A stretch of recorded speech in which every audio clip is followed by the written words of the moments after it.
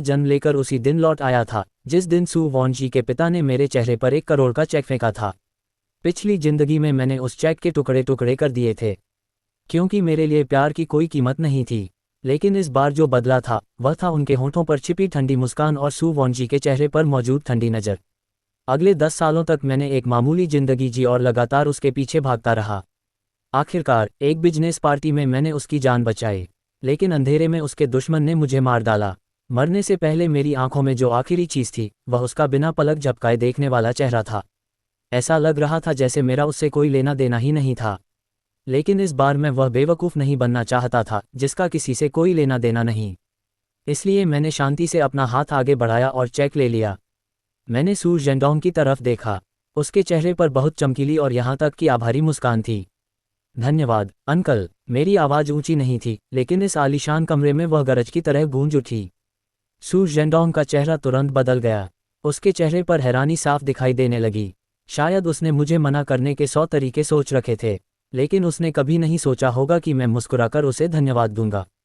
मेरे पास खड़े लॉन्ग आउशन के चेहरे की मुस्कान अचानक रुक गई।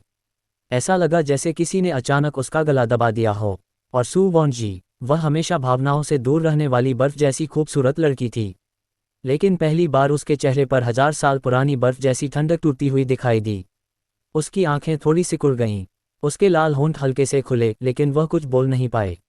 मैंने चेक को ध्यान से मोड़ा और अपनी सफ़ेद जीन्स की जेब में रख लिया। फिर खड़ा होकर सू जेंडोंग की तरफ थोड़ा झुका। अंकल, आप चिंता मत कीजिए।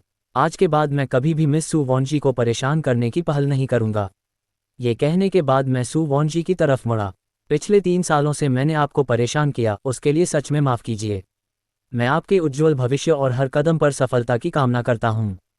सू वॉन्जी का शरीर जैसे अचानक हल्का पड़ गया। उसने आखिरकार मेरी तरफ देखा। उसकी खूबसूरत आंखों में अब ठंडापन नहीं था, उनमें गहरा सदमा था। मैंने उसे कुछ बोलने का मौका नहीं दिया और मुड़कर जाने वाला ही था। तभी आवाज़ आई, चेन पिंगन, मैंने सोचा था तुम में बहुत आत्मसम्मान है, लेकिन तुम तो इतने समय से नर्म हड्डी निकले। 10 साल का प्यार 1 करोड़ में बेच दिया। वाकई तुम बहुत कमाल के हो। मैंने पैर बढ़ाया। पिछली बार इस बात ने मुझे पूरी तरह नियंत्रण से बाहर कर दिया था। मैं उसके पास जाकर लड़ पड़ा था।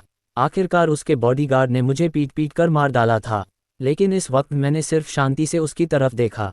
मेरी आंखों में गुस्सा नहीं था, सिर्फ थोड़ी सी दया थी। मिस्टर चाओ, आप मजाक कर रहे हैं। पहली बात, ये 10 साल नहीं बल्कि 3 साल हैं। दूसरी बात, ये कोई रिश्ता नहीं था, बल्कि सिर्फ मेरी तरफ से किया गया एक तरफा पीछा था। तीसरी बात, ये कोई सौदा नहीं है। ये पिछले 3 सालों में मैंने जो भावनात्मक कीमत चुकाई है उसका उचित मुआवजा है। आखिर एक बेकार और चिपके रहने वाले आशिक की तरह अपना समय और ऊर्जा खर्च करने के लिए 1 करोड़ मिलना बिल्कुल सही है। मैंने पीछे रखे लकड़ी के दरवाजे को खोला। बिना पीछे देखे मैं बाहर निकल गया। मेरे पीछे सब कुछ खत्म हो चुका था। होटल से बाहर निकलते ही बाकी बची धूप मेरी आंखों में चुभने लगी। मैंने चेक निकाला। उसमें लिखे अंकों को देखकर सच में रोने का मन कर रहा था। भाड़ में जाए उसका प्यार, भाड़ में जाए उसकी इज्जत। मैं चेन पिंगन दोबारा जिंदगी पा चुका था। इस जिंदगी में मैं किसी से प्यार नहीं करूंगा, मैं सिर्फ पैसे से प्यार करूंगा। मैंने तुरंत बैंक जाकर चेक कैश नहीं कराया। सू जेंडोंग जैसा बूढ़ा लोमड़ी बहुत चालाक था। बहुत संभव था कि उसने चेक में कुछ चाल चली हो, जैसे कोई समय सीमा लगा दी हो, या फिर वह सिर्फ एक खाली चेक हो ताकि बाद में मेरा मजाक उड़ाया जा सके। अच्छी चाल है, सू जेंडोंग। मैंने एक कार बुलाई और शहर के बीच बसे गांव में अपने किराए के कमरे में लौट आया। कमरा 10 वर्ग मीटर से भी छोटा था, अंधेरा और नमी से भरा हुआ। हवा में इंस्टेंट नूडल्स और तरह तरह की मिली जुली गंध भरी हुई थी। पिछली जिंदगी में सू वॉन्जी के स्कूल के करीब रहने के लिए मैंने यही जगह किराए पर ली थी। मैंने 5 साल पुराने अपने पुराने लैपटॉप को खोला। स्क्रीन चालू होने में काफ़ी समय लगा। मैंने जल्दबाजी नहीं की। कुर्सी पर बैठकर मैं पीछे की तरफ झुका और चुपचाप सोचने लगा। दोबारा जन्म लेने का सबसे बड़ा फ़ायदा क्या है? जानकारी। अगले 10 सालों में कौन सा शेयर बढ़ेगा, अर्थव्यवस्था किस दिशा में जाएगी और कौन सा उद्योग ऊपर जाएगा, मुझे सब पता था। मैंने स्टॉक वाला सॉफ्टवेयर खोला और परिचित तरीके से एक नाम टाइप किया, टेंगफे टेक्नोलॉजी। मुझे साफ याद था कि अगले दिन पेटेंट से जुड़ी एक चिप तकनीक की वजह से इस छोटी कंपनी की घोषणा होने वाली थी। उसके शेयर की कीमत 5 युआन से बढ़कर सीधे 10 युआन तक जाने वाली थी। मैंने अपना फ़ोन उठाया और सू वॉन्जी का नंबर मिलाया। तुम्हारी छोड़ी हुई सारी चीज़ें मैंने पैक करके दरवाजे के सामने रख दी हैं। जब चाहो किसी को भेजकर उन्हें ले जा सकती हो। इसके अलावा मैंने अपना फ़ोन नंबर भी बदल लिया है। अब तुम्हें मुझसे संपर्क करने की जरूरत नहीं है। मैंने उसके जवाब का इंतजार नहीं किया, बस फ़ोन काट दिया। फिर मैंने फ़ोन से सिम कार्ड निकाला, उसे 2 टुकड़ों में तोड़ा और कूड़ेदान में फेंक दिया। आखिरकार दुनिया शांत हो गई थी। अगली सुबह मैं सीधे बैंक चला गया। हैरानी की बात थी कि चेक को कैश कराना बहुत आसानी से हो गया।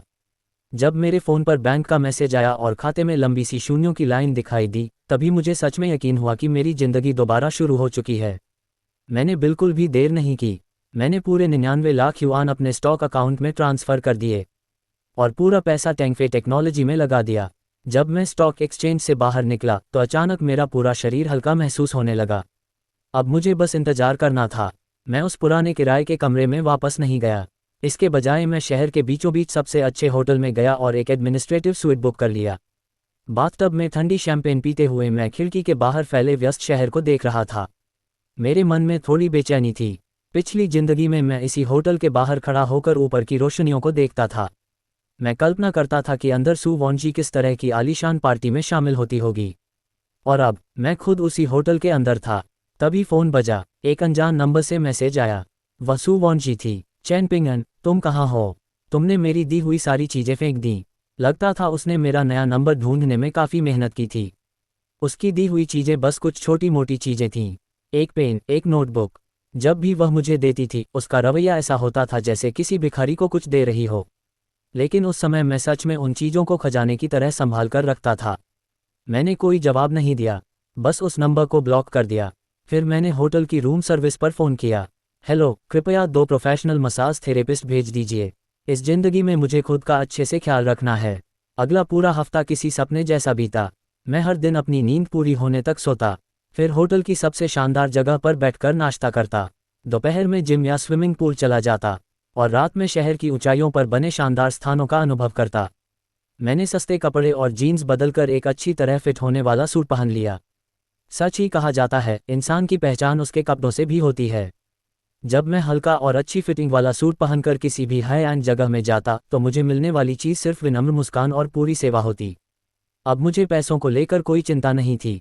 जैसा कि उम्मीद थी, पैसा ही आदमी का सबसे बड़ा आत्मविश्वास होता है।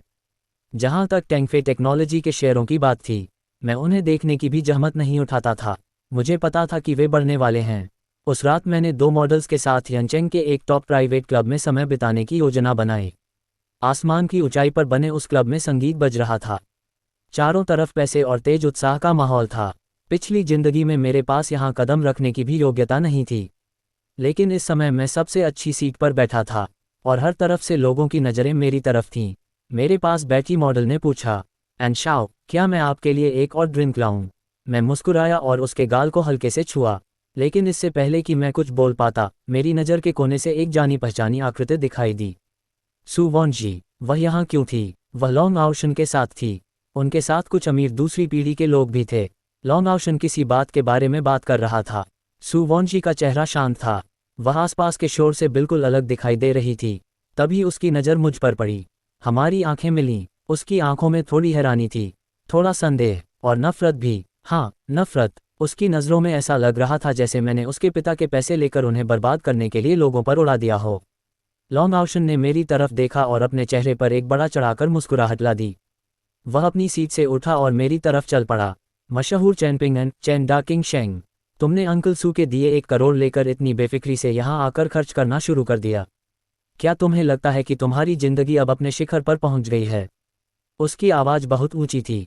वह जानबूझकर आसपास मौजूद सभी लोगों का ध्यान अपनी तरफ खींच रहा था। उसके पीछे खड़े कुछ लोग भी हंसने लगे। ब्रदर लॉन्ग, यही वह चिपकू आशिक है जिसके बारे में तुम बात कर रहे थे।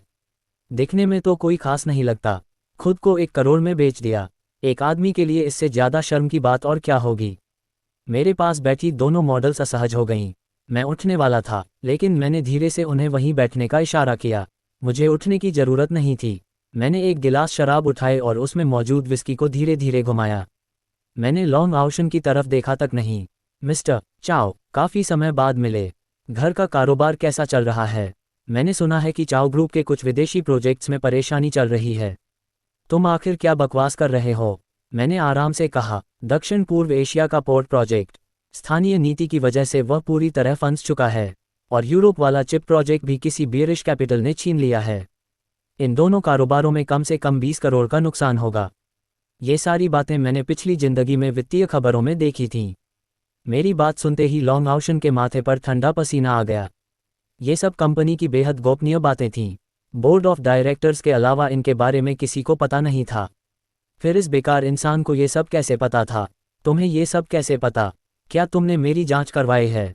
मैंने गिलास नीचे रखा और आखिरकार उसकी आंखों में देखा। मिस्टर लॉन्ग, आपको खुद के बारे में कुछ ज़्यादा ही गलतफहमी है। आप उतने लंबे भी नहीं हैं। मैं खड़ा हुआ। मैं उससे आधे सिर जितना लंबा था। मैंने उसे ऊपर से नीचे तक देखा। मेरी आंखों में सिर्फ हल्की सी बेपरवाही थी। वान हाउ, लालची तो तुम खुद हो। हर वक्त पागल कुत्ते की तरह मत घूमो। किसी को भी देखते ही उसके पीछे मत पड़ जाया करो। मेरे आसपास की हंसी धीरे धीरे रुक गई। सभी लोगों ने महसूस कर लिया था कि माहौल बदल चुका है। लॉन्ग आउशन मेरी मौजूदगी के दबाव में आ चुका था। वह मुंह खोलकर भी कुछ नहीं बोल पा रहा था। उसका चेहरा कभी लाल तो कभी सफ़ेद हो रहा था। वह बेहद बदसूरत लग रहा था। मैंने उसे नज़रअंदाज किया। मैंने अपने बटुए से नकदी का एक बंडल निकाला और मेज पर रख दिया। लड़कियों, आज रात मेहनत करने के लिए धन्यवाद। अपनी अपनी गाड़ी लेकर घर चली जाना। इसके बाद मैं क्लब के प्रवेश द्वार की तरफ चल पड़ा। मैं लॉन्ग आउशन के बिल्कुल पास से गुजर गया। जब मैं सू वॉन्जी के पास से गुजरा तो मेरे कदम एक पल के लिए रुके। उसने मेरी तरफ देखा। उसकी आंखों में पहले से भी ज़्यादा हैरानी थी। शायद वह अब भी समझ नहीं पा रही थी। कुछ दिन पहले तक जो गरीब लड़का उसके सामने इतना विनम्र रहता था, वह अचानक इतना अनजान और इतना तेज कैसे हो गया? मैंने उसके होंठों की तरफ देखा और एक अर्थपूर्ण मुस्कान दी। सू, तुम्हें लोगों को पहचानने के लिए अपनी नज़रें सही रखनी चाहिए। ये कहकर मैं मुड़ गया, पीछे सिर्फ मेरी जाती हुई परछाई और उसके हैरान चेहरे को छोड़कर। तुम उतने बुरे नहीं हो। अब मैं तुम्हारी तरफ देखने की भी जहमत नहीं उठाता। क्लब से बाहर निकलने के बाद मैं होटल वापस नहीं गया। मैं सीधे एयरपोर्ट चला गया। यनचेंग, इस जगह में मेरी पिछली जिंदगी की बहुत सारी दर्दनाक यादें जुड़ी हुई थीं। अब जब मुझे अपनी पहली पूंजी मिल चुकी थी तो समय आ गया था कि मैं किसी दूसरी जगह से अपनी नई जिंदगी शुरू करूं। सुबह सुबह विमान ने उड़ान भरी। मेरी मंजिल थी मोडू, वह जगह जो अंतर्राष्ट्रीय स्तर पर सोने और अवसरों की राजधानी थी। विमान में मैंने अपना फ़ोन बंद कर दिया। फर्स्ट क्लास की आरामदायक सीट पर लेटकर मैं सो गया। और जब दोबारा मेरी आंखें खुलीं, विमान प्यूडोंग इंटरनेशनल एयरपोर्ट पर उतर चुका था। एयरपोर्ट से बाहर निकलकर मैंने इस राजधानी की हवा में सांस ली। मुझे ऐसा लगा जैसे मैं दोबारा जन्म लेकर लौटे हुए किसी योद्धा की तरह हूँ। मैंने जल्दबाजी में घर नहीं खरीदा। इसके बजाय हुवैंगपुर रिवर के किनारे बने सबसे शानदार अपार्टमेंट होटल में रहने लगा। टैंगचेन यिपन में मैंने लंबे समय के लिए एक कमरा किराए पर लिया। 360 डिग्री के विशाल कांच के सामने खड़े होकर मेरे चारों तरफ पूरे शहर का खूबसूरत रात का नज़ारा दिखाई देता था। मुझे पता था, यही मेरा असली मंच था। अगले दिन जैसे ही शेयर बाजार खुला, मुझे मेरे स्टॉक मैनेजर का फ़ोन आया। उसकी आवाज़ कांप रही थी। मिस्टर चेन, बढ़ गया है। टैंगफे टेक्नोलॉजी बढ़ गया है। मैंने बस हल्के से जवाब दिया, रोक कर रखो, 150 से कम पर मत बेचना। मैंने फ़ोन काट दिया। अब मैंने अपना अगला कदम तय करना शुरू किया। शेयर बाजार से आया पैसा सिर्फ पैसा था। उससे मेरी नींव मजबूत नहीं होने वाली थी। मुझे अपना खुद का बिजनेस साम्राज्य खड़ा करना था। दोबारा जन्म लेने की यादों के साथ मुझे पता था कि आने वाले कुछ सालों में इंटरनेट, मेडिकल, नई ऊर्जा वाली गाड़ियां और आर्टिफिशियल इंटेलिजेंस, ये 3 सबसे बड़े क्षेत्र बनने वाले थे। मैंने पूरा एक हफ्ता लगाकर एक विस्तृत बिजनेस प्लान तैयार किया। मैं एक इन्वेस्टमेंट कंपनी स्थापित करना चाहता था। इन सभी संभावनाओं से भरी नई कंपनियों को एक साथ जोड़ना चाहता था। 1 महीने बाद टैंगफे टेक्नोलॉजी के शेयर की कीमत मेरी उम्मीद के मुताबिक बढ़कर 150 युआन हो गई।